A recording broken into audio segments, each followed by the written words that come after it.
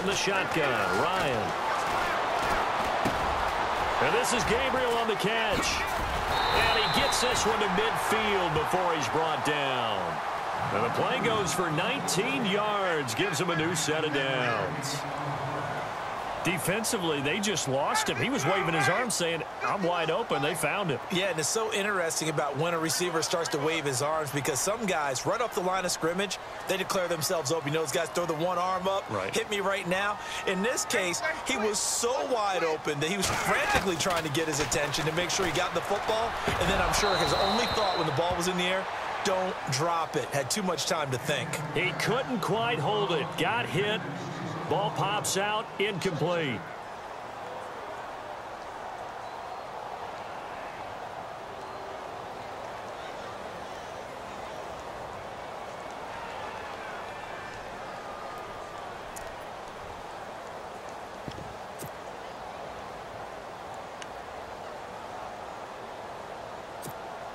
Offense looking to avoid a 3rd and long. It's 2nd and 10.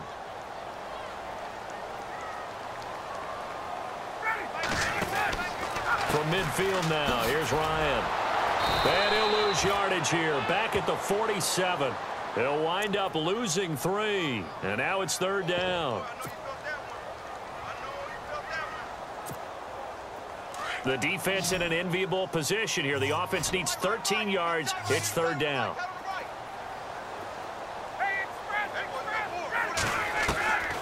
From the gun, it's Ryan. And it's hauled in by Austin Hooper.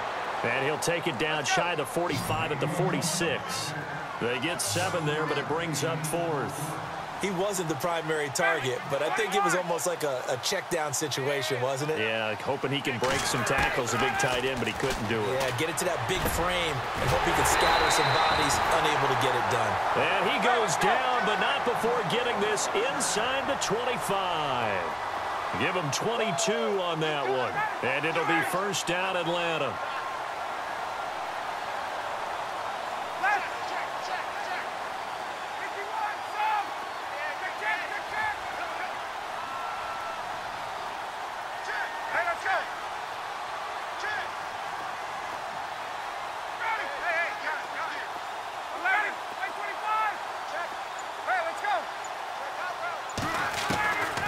Out of the gun, it's Ryan.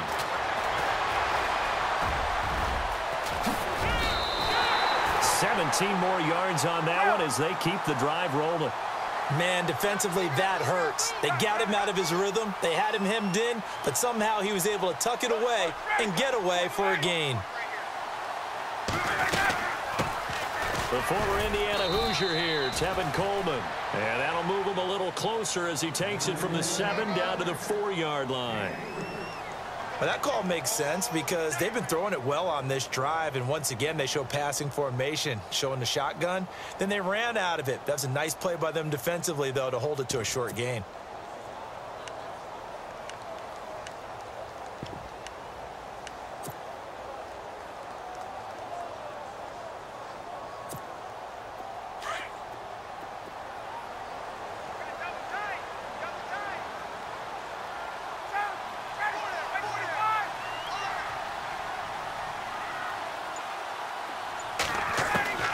On 2nd down, Ryan. Buying time, and he will score. Touchdown, Falcons. Matt Ryan taking it in from 4 yards out. And the Falcons are an extra point away from tying the football game. Now Matt Bryant on for the point after.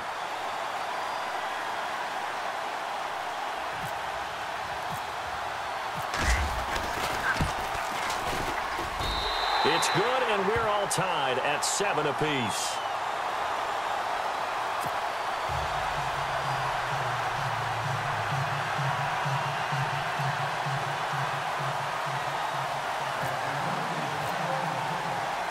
So a tie ball game here as the kick's away. This is taken about 7 yards deep. And this return net's positive as he gets past the 25 and up to the 27-yard line.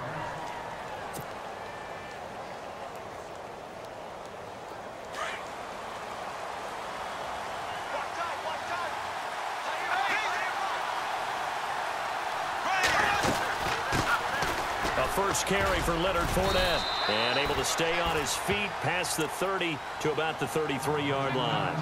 It's a 6-yard pickup, and it gets him to 2nd and 4. And Leonard Fournette impressing there with that run. It's hard to believe that no Jacksonville Jaguar has broken 1,000 yards since Maurice Jones-Drew in 2011. I think Leonard Fournette could be that guy. Even with the ankle injury last year at LSU, still averaged 6.5 yards per carry. And absolutely intimidated opposing defenses. A lot of guys simply didn't want to tackle him. On 2nd down, here's Fournette. Not much there. Maybe a couple up to the 35. Doesn't matter who you're rooting for in this game. The effort of the man with the football, getting away from one and trying to turn forward and get some yardage, I really liked what he did there.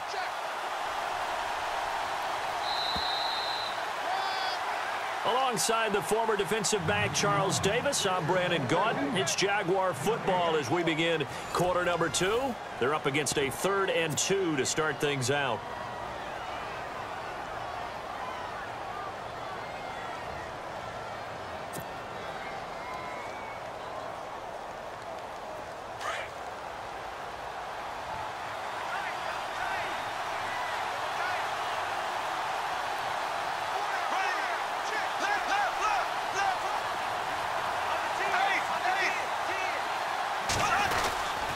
They'll try and run for it with Fournette. And he's going to have the first down at about the 38.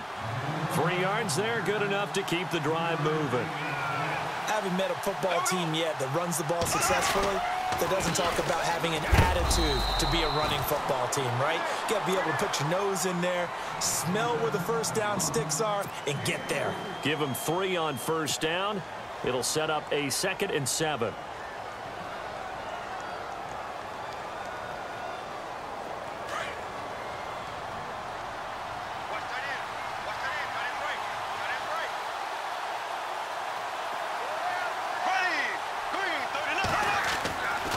Bortles on the give to Fournette. And some room to maneuver.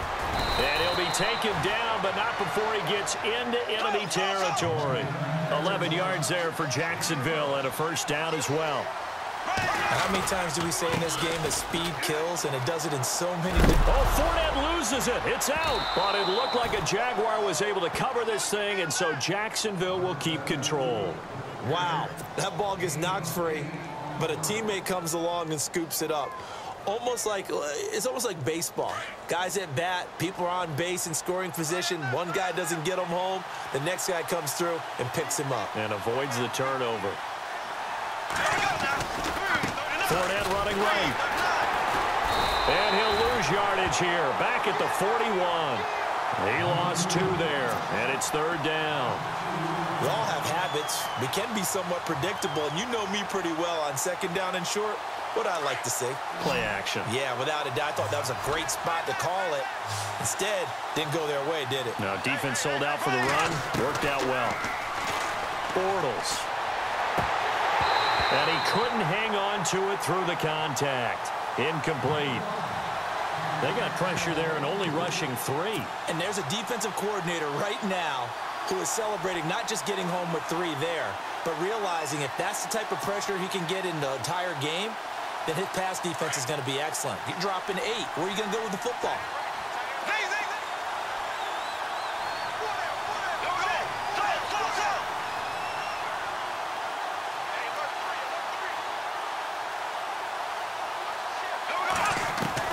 Bortles going to go on 4th down. And they will not be able to hook up there. It's incomplete. The Jags come up empty on 4th down. And the Falcons defense stands tall. They'll get the football back. Okay, that incompletion gives us a chance to discuss something else going on in Minneapolis besides the Super Bowl. There's only one thing happening in Minneapolis. Well, as part of the festivities, the Madden Championship. It started with 32 teams, down to 8 to find the best Madden player. Well, that's exactly what I meant. There's only one thing happening in Minneapolis, and that's the Madden Championship, and I love this. How about some of the familiar names that have a shot at the title from the AFC side? Problem, Skimbo, and Spot Me Please all back for another shot at the title. But I'm just thinking to myself, can an upset happen from the NFC side? Ooh, there's some big names. Can our guy Mustafa Jones? And the Jags get to him as down he goes. Yannick Ngakoue in there to make the sack. He buries him for a loss of 10. So the sack pushes him back, and now 3rd and long for Ryan and the Falcons. 2 minutes to play in a tightly contested first half. We're back to Atlanta right after this timeout.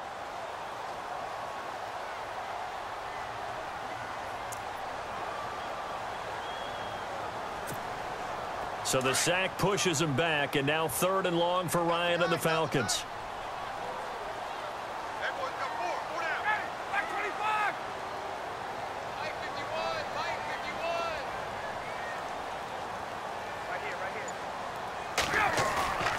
They run the play fake to Coleman. Now Ryan. And incomplete. The contact made the ball roam free and brings up 4th down. But no second guessing the call here. It was 3rd and long, so throwing the football was probably the smart play to try and pick it up. But they don't get it, and now the defense goes off the field feeling pretty good about themselves, gaining some momentum as they force them into a likely punting situation.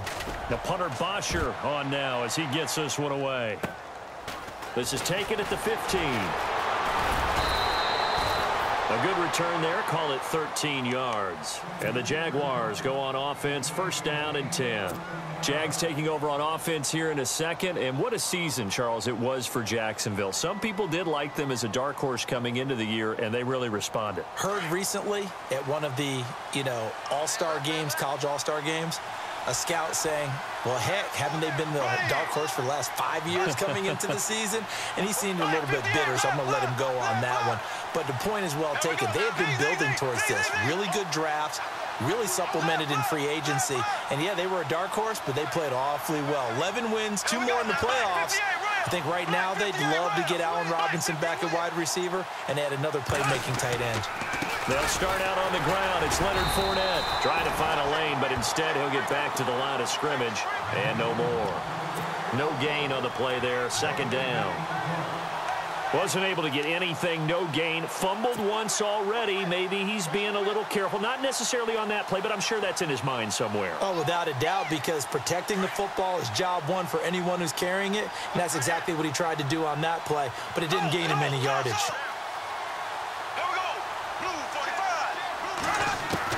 Bortles to throw on 2nd down.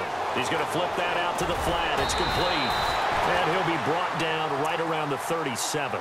It's a 9-yard pickup on the play, and that'll make it 3rd and 1. Everyone's got to be able to catch the football. Doesn't matter what position you play, but if you're on offense, be aware a ball may come your way.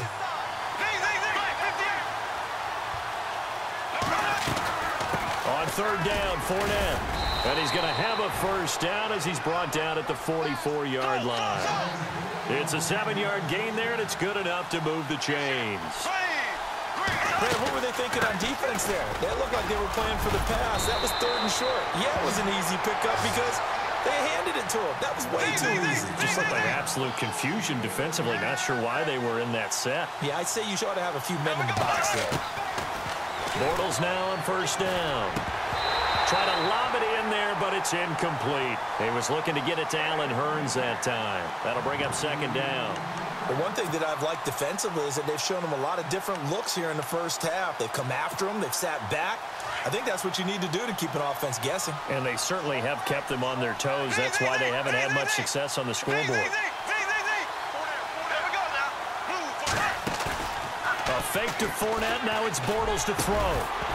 And the hit jarred it loose. It's incomplete.